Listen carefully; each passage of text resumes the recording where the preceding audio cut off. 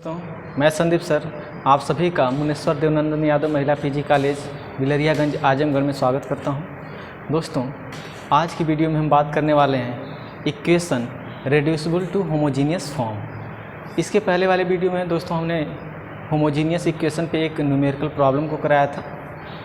हमने बताया था कि उसका सॉल्यूशन किस तरीके से फाइंड करना रहता है। उसके पहले वाली वीडियो में हमने होमोजीनियस इक्वेशन और उसके वर्किंग रूल के बारे में बताया था। तो अगर आपने उस वीडियो को नहीं देखा है तो आप जाके उस वीडियो को देख सकते हैं। तो दोस्तों अब हमें क्या करना है, यहाँ पे ये चीज़ देखना है यहाँ पे कि equation reducible to homogeneous form, मतलब अगर कोई एक ऐसा इक्वेशन हो, इस तरह का अगर एक इक्वेशन हो डिफरेंशियल इक्वेशन जो होमोजीनियस इक्वेशन में नहीं है, लेकिन एक ऐसी स्थिति उसकी होती है कि हम उसे होमोजीनियस इक्वेशन में कन्वर्ट कर सकते हैं, तो उसके लिए जो प्रोसेस होता है वो क्या होता है। तो आज की वीडियो में हम ये जानने वाले हैं कि कैसे हम किसी इक्वेशन को होमोजीनियस फॉर्म में कन्वर्ट करते हैं और उसका सॉल्यूशन क्या होता है। तो आइए देखते हैं। तो यहाँ पे कह रहा है दोस्तों कि equation reducible to homogeneous form. तो अगर कोई एक डिफरेंशियल इक्वेशन है, ये differential equation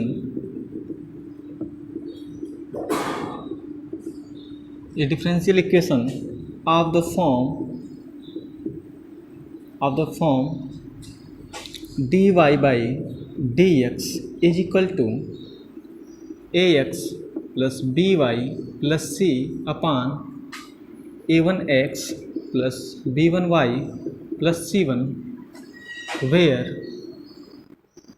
a upon a1 is not equal to b upon b1।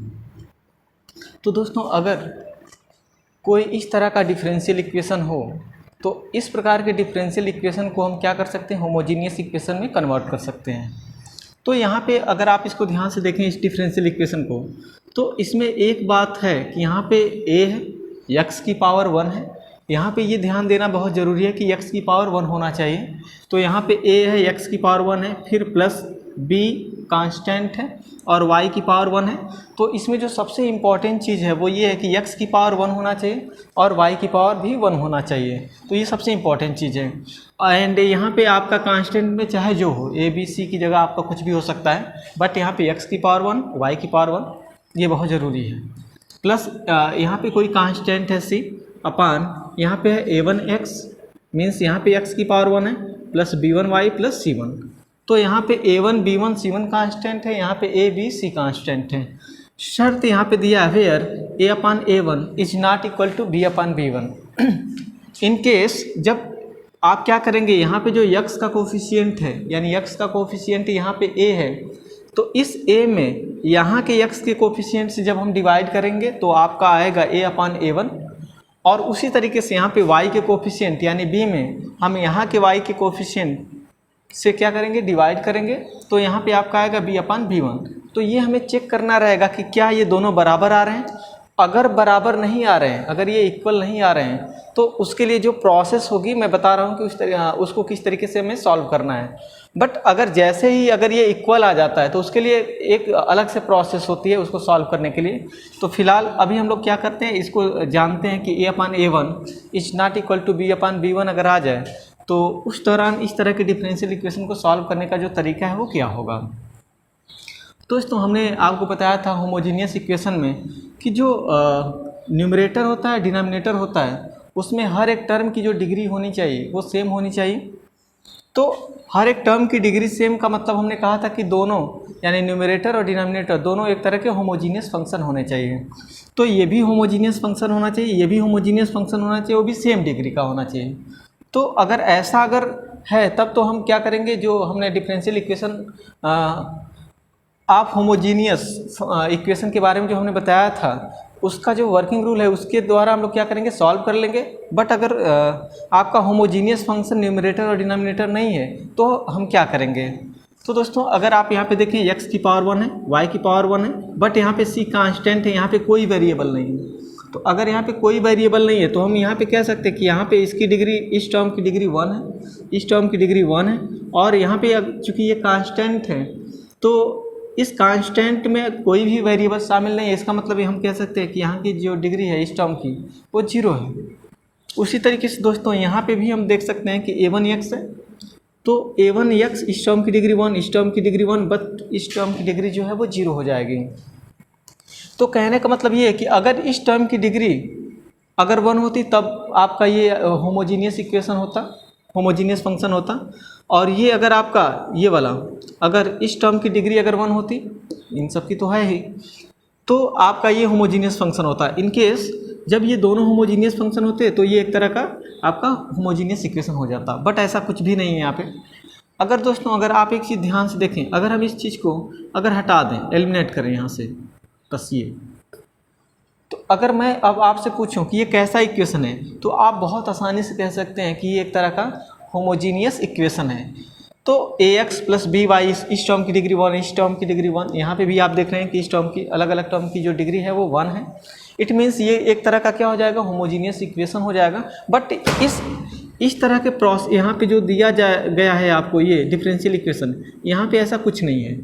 तो हम क्या करेंगे दोस्तों, यहाँ पे जो ये जो टर्म दिख रहा है, third term, first second third term, तो यहाँ पे जो थर्ड टर्म आप देख रहे हैं उसमें हम क्या करेंगे कि जो c है और c1 है उसको हम क्या करेंगे, वहाँ से रिमूव करेंगे।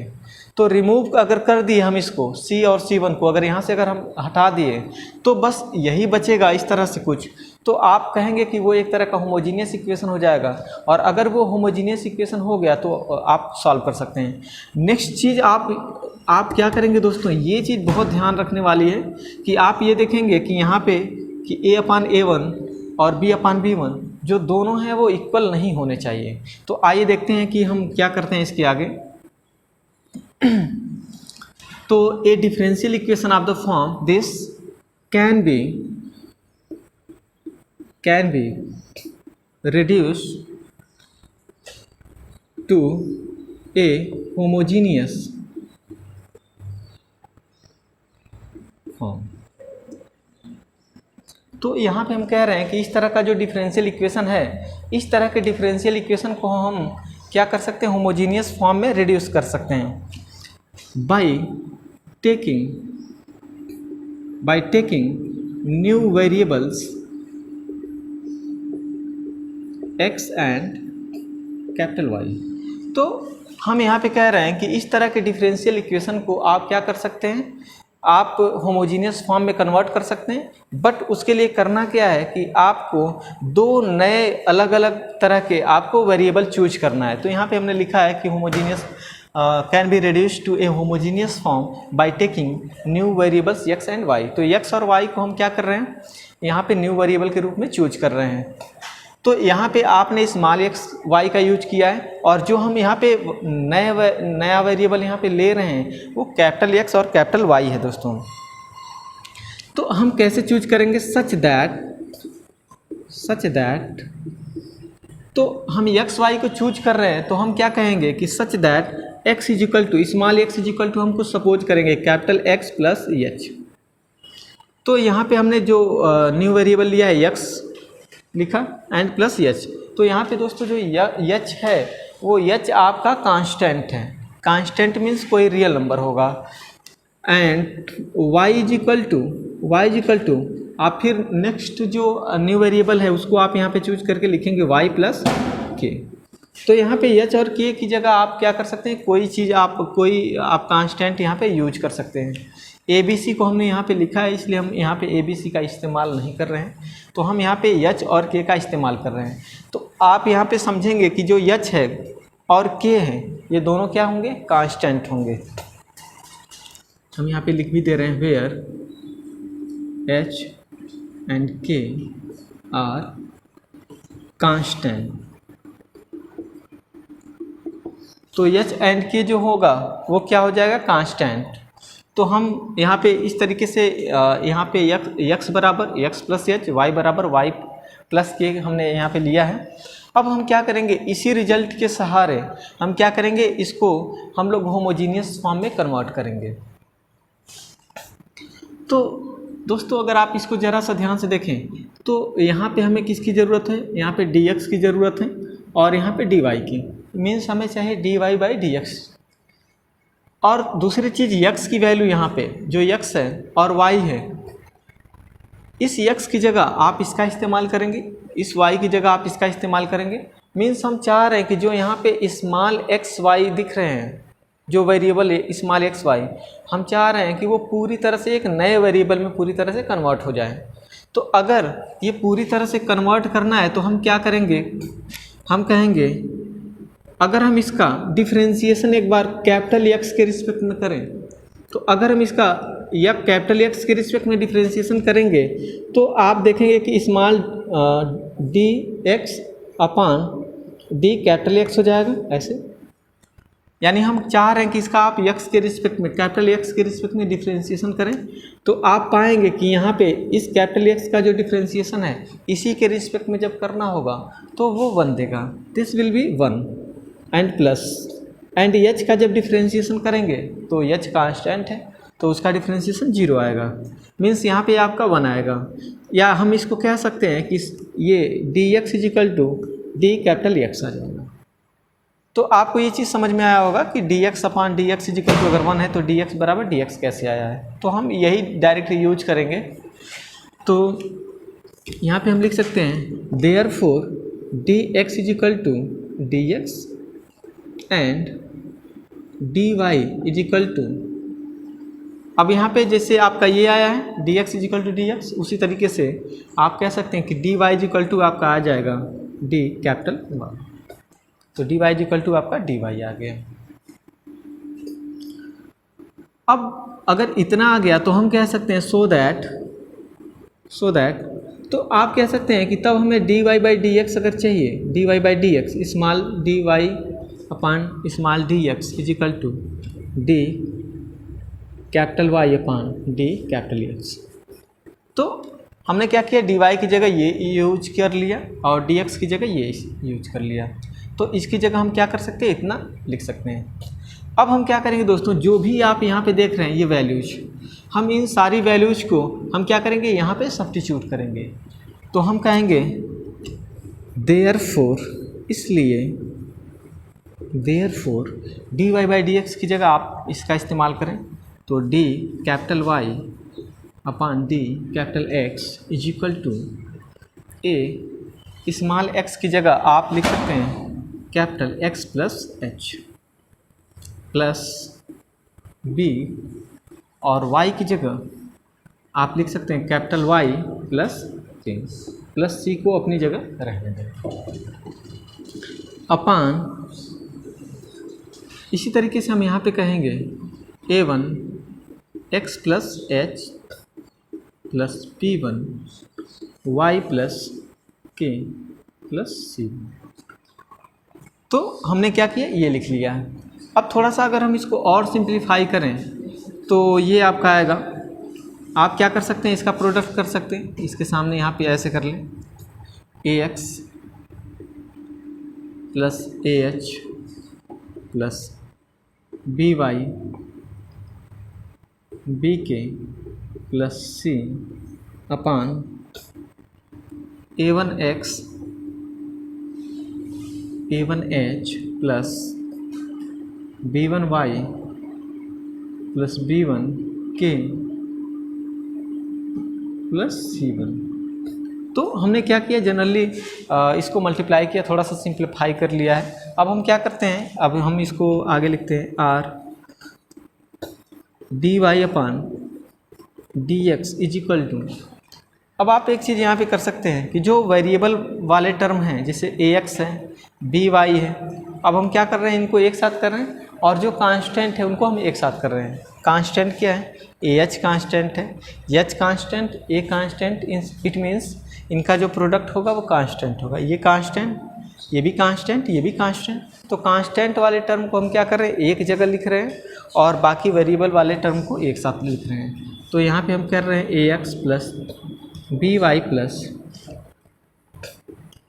ए h plus b k plus c upon, और यहाँ पे आपका हो जाएगा a1 x plus b1 y plus in bracket a1 h plus b1 k plus c1।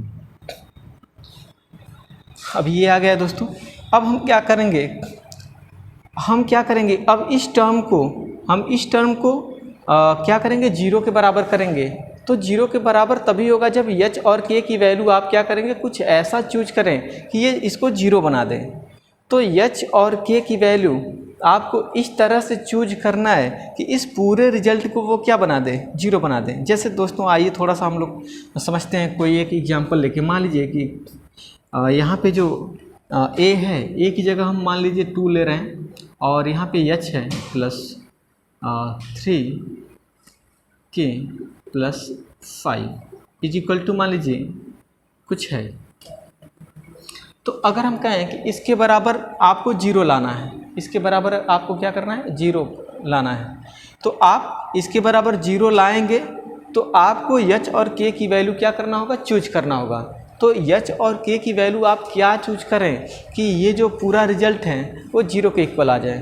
तो अगर आप ज़रा सा ध्यान से देखें, अगर हम एच की वैल्यू अगर -1 लें और के की वैल्यू भी अगर हम -1 लें, तो आप पाएंगे कि यहाँ पे आपका -2 हो जाएगा और यहाँ पे -3। आप एच की जगह -1 रखें, प्रोडक्ट करें -2 -3 and +5 and -5 + 5 this will become 0।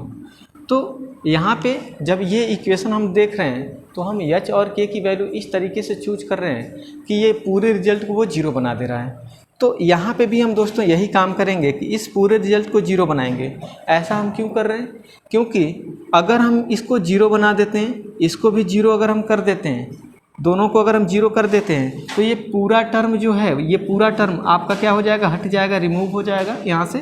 तो जैसे ये हटेगा तो बचेगा केवल आपका इतना टर्म। तो जो आप इतना टर्म देख रहे हैं, यही टर्म, यही आपका जो डिफरेंशियल इक्वेशन आएगा वो एक तरह से होमोजीनियस इक्वेशन के रूप का होगा। तो हम यहाँ पे कहेंगे कि नाउ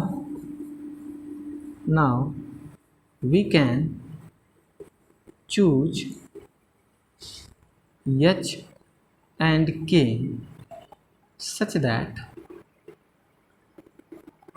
हम क्या कहेंगे कि हम now we can choose H and K such that, हम एच और के को इस तरह से चूज करेंगे कि आपका a h plus b k plus c आपका जीरो हो जाए। A h plus b k plus c is equal to आपका जीरो हो जाए, and a one h plus b one के plus C one is equal to भी आपका क्या हो जाए, जीरो हो जाए। तो a h plus b k plus c is equal to zero हो जाए, a one h plus b one के plus C one is equal to भी आपका क्या हो जाए, जीरो हो जाए। हमने एच और के को इस तरीके से चूज किया है। तो दोस्तों जब भी हम लोग क्या करेंगे, कोई क्वेश्चन सॉल्व करेंगे तो आप देखेंगे कि वहाँ पे बहुत अच्छे से आपको ये आ जाएगा। फिलहाल जो प्रोसेस है इसका हम वही आपको बता रहे हैं। तो ये चीज़ हमने कर लिया। अब ये जो भी रिजल्ट है आप इसकी वैल्यू को क्या करेंगे, यहाँ पे सब्स्टिट्यूट करेंगे। तो जब आप ये सारी वैल्यू को हम यहाँ पे सब्स्टिट्यूट करेंगे तो हम कहेंगे कि नाउ, अब इसकी जगह 0 0 रखेंगे तो आपका बचेगा dy upon D x is equal to a x plus b y a one x plus b one y. तो dy by D x is equal to आपका आ जाएगा a x plus b y plus a one x plus b one y, ये आ गया। अब दोस्तों अगर आप इसको ध्यान से देखें तो यहाँ पे x की पावर 1, y की पावर 1, x की पावर 1, y की पावर 1 मीन्स ऊपर वाला भी अपने आप में एक होमोजीनियस फंक्शन है, नीचे वाला यानी डिनोमिनेटर भी अपने आप में एक होमोजीनियस फंक्शन है। तो जब न्यूमरेटर और डिनोमिनेटर दोनों होमोजीनियस फंक्शन होते हैं तो हम ये कहते हैं कि एक तरह का होमोजीनियस इक्वेशन होगा। तो ये आपका क्या हो जाएगा, होमोजीनियस इक्वेशन। तो हम यहाँ पे बताएंगे कि which is a homogeneous equation. अब दोस्तों जब ये आपका होमोजीनियस इक्वेशन आ गया तो आप क्या कर सकते हैं कि आप ये जानते हैं कि अगर होमोजीनियस इक्वेशन आ गया तो हम क्या करेंगे, नेक्स्ट जो प्रोसेस होगा y equal to V X रखेंगे। तो पीछे आप होमोजीनियस इक्वेशन पे वर्किंग रूल पढ़ रहे थे तो small y equal to small V X रख रहे थे। तो यहाँ पे हम क्या करेंगे, यहाँ पे सब कुछ कैपिटल वेरिएबल के रूप में यूज हो रहा है, capital Y capital X use हो रहा है। तो आप जब नेक्स्ट प्रोसेस यहाँ पे स्टार्ट करेंगे तो आप यही करेंगे कि putting capital Y is equal to भी कैपिटल X। तो आप ये जानते हैं कि capital Y is equal to हम क्या करेंगे, भी एक्स लेंगे। अब ये दोनों कैपिटल होने चाहिए, Y और X। यहाँ पे आप भी की जगह स्मॉल भी या कैपिटल भी ले सकते हैं, उससे कोई फ़र्क नहीं पड़ेगा, क्योंकि लास्ट में आप देखेंगे कि स्मॉल जो भी है वो रिमूव हो जाएगा, उस इक्वेशन से हट जाएगा, सॉल्यूशन से।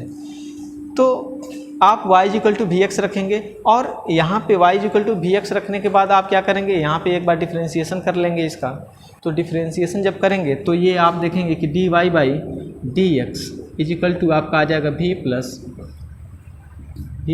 X into d v upon d x, ये आएगा। तो हम क्या करते हैं दोस्तों, ये जो भी आप रिजल्ट पूरा देख रहे हैं, ये और ये, हम इसको क्या करेंगे, इसी इक्वेशन में ले जाके रखेंगे।